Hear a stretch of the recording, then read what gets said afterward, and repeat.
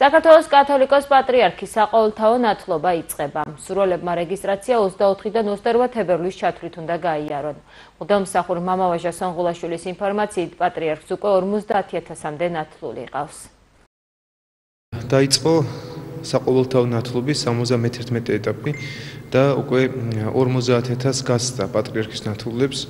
და საოცარი რამ ხდება და ეს საყოველთაო ნათლობა 24 თებერვლიდან 28 თებერვლის ჩათვლით არის რეგისტრაცია, რა თქმა უნდა, საპატრიარქოში და მინდა აღვნიშნო, რომ აი პატრიარქის მართლაც და საოცარი ინიციატივა, რომელიც საქართველოში დემოგრაფიის სერიოზული პრობლემა გვაქვს და მცირეოდენით მაინც აუცილებლად შეცვალა პატრიარქის აი ამ ინიციატივამ უკვე 50,000-ზე მეტი ნათლული ჰყავს და 71 ეტაპი ახლა უკვე კიდე რამდენი მიემატება და რა თქმა უნდა ეს უკვალოდ არ ჩაივლის და ჩვენ უნდა ვიფიქროთ ჩვენი წილი პასუხისგებლობა ჩვენი სამშობლოს წინაშე, ჩვენი მომავლის წინაშე და მარტო დემოგრაფიის მოგვარება არა, ჩვენ შვილებს სჭირდება სწორად აღზრდაც და რა თქმა უნდა მისი უწმინდესობის ლოცვა კურთხევით, მისი უწმინდესობის მუხლჩაუხრელი შრომით და ფიქრით და ლოცვით, რა თქმა უნდა, მისი ნათლულების და საქართველოს მომავალი არიან დალოცვილები და აუცილებლად საქართველოს და ქართველი ერი იქნება